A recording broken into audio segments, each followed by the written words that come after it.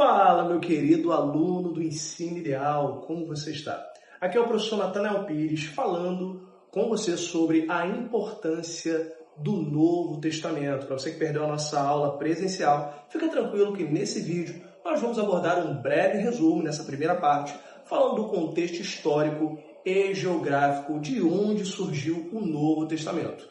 É interessante saber que o Novo Testamento é uma construção teológica que se deu numa formação de 100 anos, exatamente, por volta ali do ano 34, 36, até o ano 100, que é o período em que a maioria dos teólogos e historiadores sobre a história do cristianismo apontam que teria sido o período em que o Apocalipse teria sido escrito. Há outros que até mesmo apontam que teria sido a fase em que o Evangelho de João, que poderia ter sido o último livro escrito, foi feito.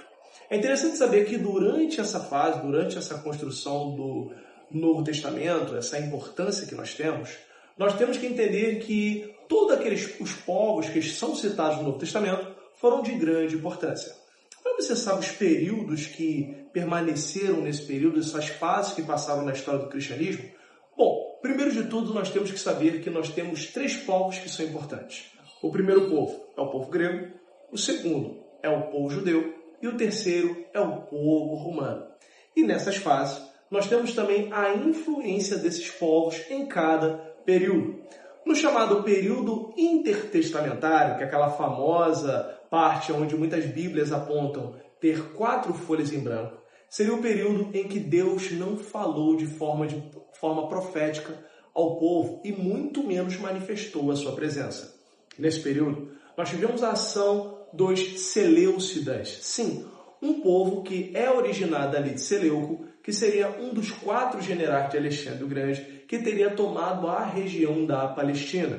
E quando mesmo tomou a região da Palestina, ele vai implantar um politeísmo voltado à religião grega de forma pesada, até mesmo impedindo que os judeus adorassem a Yahvé e praticassem o judaísmo.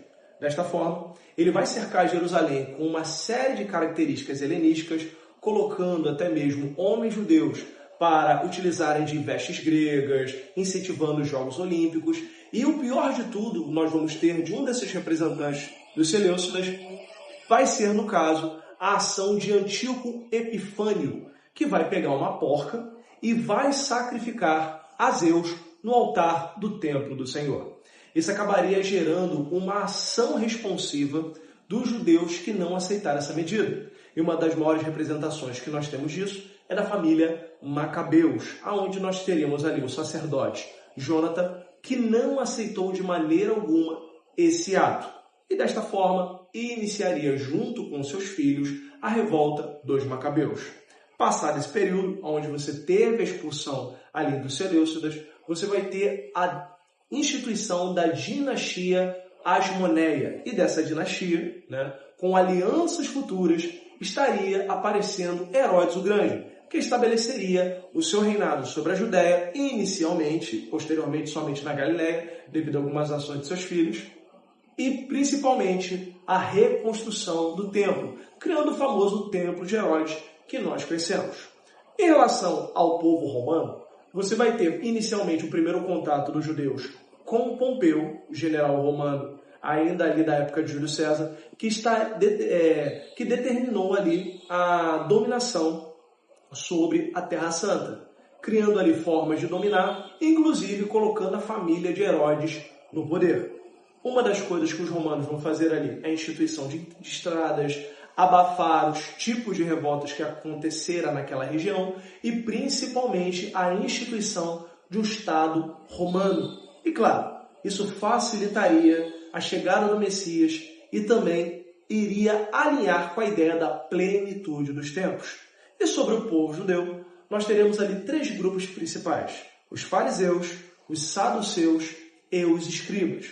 Por fora, nós teríamos os essênios e os zelotes, que teriam ali a sua construção religiosa que cada um se direcionaria. Bom, nesse contexto, nós temos o grego koiné, que facilitaria principalmente a propagação do Evangelho. Mas há muito a se falar, porque no próximo vídeo estaremos falando sobre o nascimento do Evangelho e como foi o ministério de Cristo.